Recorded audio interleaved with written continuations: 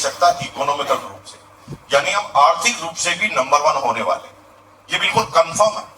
दुनिया की कोई ताकत रोक नहीं सकती इस चीज को। तो इतनी जनसंख्या बढ़ गई, अब हम नंबर 1 पर भी जाएंगे। लेकिन 6 भाई बहन हमारी फैमिली में थे। आश्चर्य की बात यह थी कि पूरे मोहल्ले में सबसे छोटी फैमिली हमारी थी। हमारे पड़ोस में लोढ़ा साहब थे, लोढ़ा LODH, लोढ़ा साहब थे, उनके 13 बच्चे। पूरी क्रिकेट की टीम, 2 एक्स्ट्रा खिलाड़ी एम्पायर भी कर रहे, यानी कहीं जाने की जरूरत नहीं, सब इतने लोढ़ा साहब। 6 भाई बहनों की फैमिली थी। माता पिता संघर्ष कर रहे थे, सारे बच्चे स्कूल कॉलेज में पढ़ रहे थे। पूरी फैमिली का सबसे छोटा आदमी मैं था, छोटा सदस्य। तो माँ बाप ये चाहते थे कि ये लास्ट वाला भी पढ़ लिख जाए तो हमारी जिम्मेदारी पूरी हो जाए। वो मुझे भी पढ़ाना चाहते थे, लेकिन 6ठी क्लास में आते आते तक मुझे ये पता ही नहीं था कि लोग पढ़ते क्यों। मेरे सारे भाई बहन इसलिए पढ़ रहे थे कि उन्हें पढ़ लिख कर बड़ा आदमी बनना था।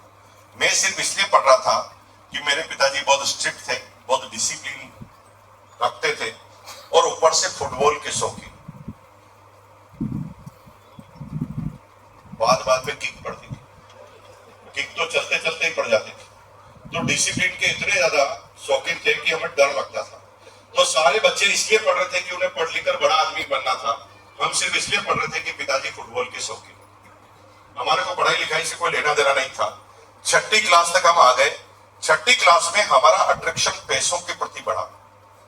6ठी क्लास में पैसों के प्रति अट्रैक्शन इसलिए बढ़ा कि माता पिताजी में जब भी झगड़ा होता था ना, तो पिताजी माताजी को डायलॉग बोलते थे, इस महीने का बजट बिगाड़ दिया, इस महीने का बजट बिगाड़ दिया। तो मैंने पड़ोसी से जाके पूछा कि ये बजट क्या होता, तो पड़ोसी ने कहा बजट मतलब हिसाब किताब।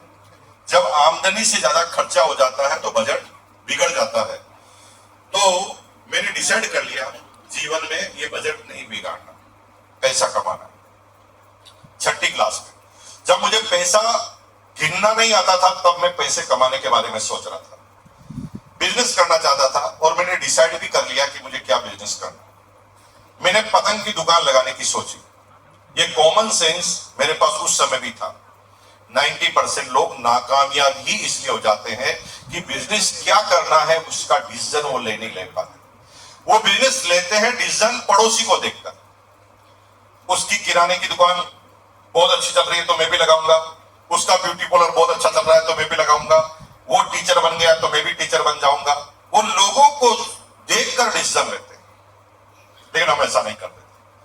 डिसीजन लिया जाता है कि बिजनेस क्या करना है अपने समय, स्थान और परिस्थिति के आधार पर। अपने समय, स्थान और परिस्थिति के आधार पर निर्णय लेना पड़ता है कि हमें बिजनेस करना क्या है।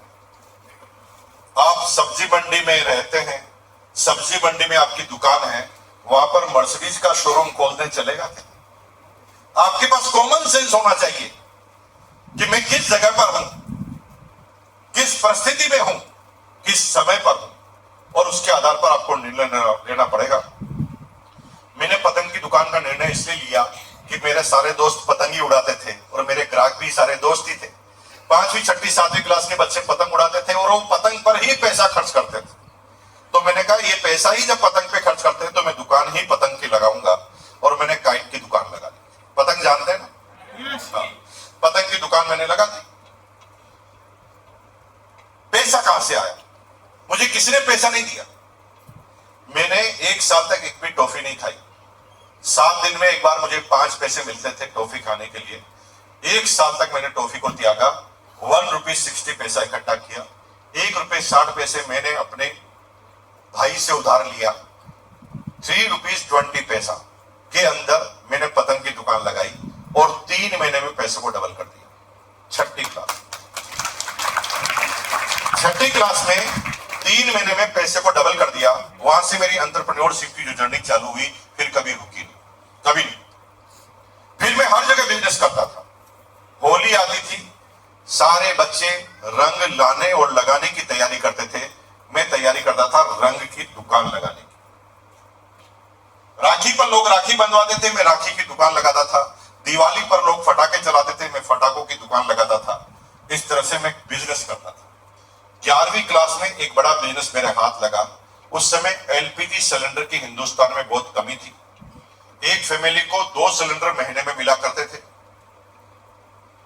तो मेरी मां ने बुकिंग करवाई, मुझे खाली सिलेंडर दिया, जिसको मैंने साइकिल पे रखा, उस पे टायर वाला रबर लगाया और मुझे कहा कि खाला ही लेके जाओ और भरा लेकर आओ।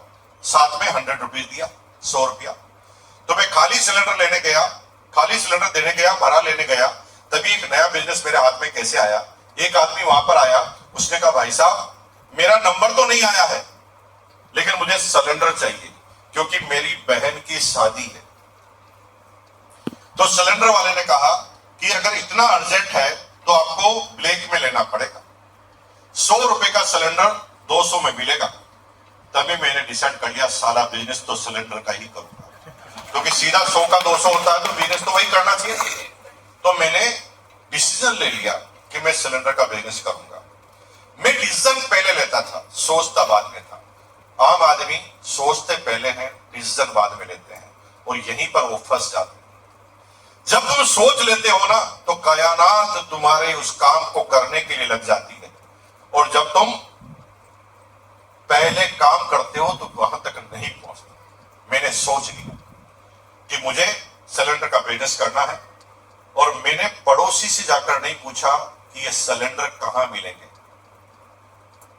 अगर उस समय मैं पड़ोसी से पूछ लेता तो पड़ोसी मुझे कहता गधे के बच्चे, उल्लू के पट्टे, पागल की औलाद, ये सिलेंडर मिलते नहीं है, इसके लिए एजेंसी लेनी पड़ती है, सरकार के द्वारा होती है, पूरी डिस्ट्रिक्ट में एक होती है, 1 करोड़ रुपए लगते हैं, फिर चेक अलग से लगता है, फिर एजेंसी मिलती है, तेरे बाप को भी नहीं मिलेगी।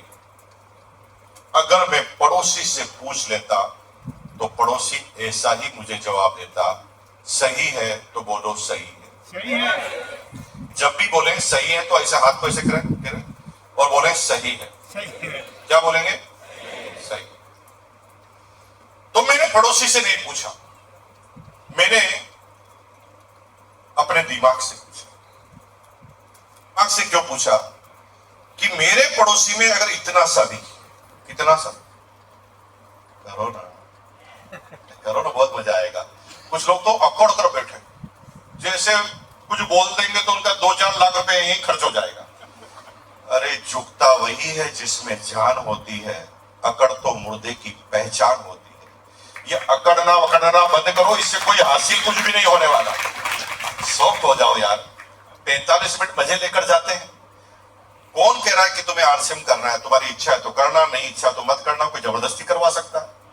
तो फिर 45 मिनट इतना आनंद लें, नए दोस्तों के साथ आनंद लें कि 45 मिनट यादगार बन जाए जीवन के अंदर। ऐसा मजा लेकर हमें जाना चाहिए। यहाँ पर मेरा ऐसा विचार है। मैं तो कभी भी किसी को सुनने जाता हूं तो पूरा सुनने के लिए जाता हूं, है ना। सब लोग एक बार ऐसे हाथ ऊपर, ऐसे, मेरी बहन करो, ऐसे करो हाथ, हाँ ऐसे करो, करो। वो तो एक कर रही है, आप ही करो, हाँ ऐसे ऐसे करो, मजा आएगा। इतना अकड़ो मत, कोई फर्क नहीं पड़ता उससे, हाँ ऐसे करो, मजा आएगा। जितना इजी करोगे शरीर को इतना मजा आएगा। सोचो, पूरा शरीर को ढीला करो, ढीला करो। ये क्या इतना अकड़ कर बैठे हो? क्या बिगाड़ लोगे? किसका कोई अभी तक नहीं बिगाड़ पाया अभी तक। करो हाथ में और बोलो मेरे साथ, मेरे पड़ोसी में, एक तो कुछ लोग तो हिला नहीं रहे, यूं कर रहे, नहीं जैसे हिलाते रहना है। और इसको हाथ को थोड़ा ऊंचा करो और अब इसको देखिए। मेरी बहन हाथ को ऊपर करो थोड़ा, हाँ इसको अब यूं देखिए। अब इसको देख कर बोलना है जो मैं बोलूंगा, है ना। यस, मेरे पड़ोसी में इतना सा भी दिमाग होता तो क्या वो मेरा पड़ोसी होता?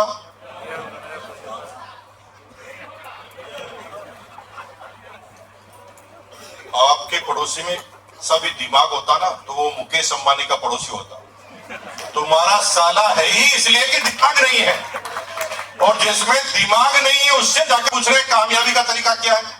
अगर उसके पास कामयाबी का तरीका होता तो वो कामयाब नहीं होता, और वो कामयाब होता तो तुम्हारा पड़ोसी कैसे होता? समझो तो सही बात। ये तो कॉमन सेंस वाली बात है, ये तो कॉमन सेंस वाली बात है। हमने पड़ोसी से नहीं पूछा, हमने अपने दिमाग से पूछा। किससे पूछा? दिमाग को बोला बता ना, क्या बोला करके बताओ। मजे लो यार, क्या आनंद लो ना। मैंने ऐसा हाथ करो, ऐसा करो, ऐसा करो, मेरी बहन करो ऐसा, हाँ ऐसा करो और बोलो बता ना। तो मेरे दिमाग ने कहा ठीक ठीक वही जो पड़ोसी ने कहा।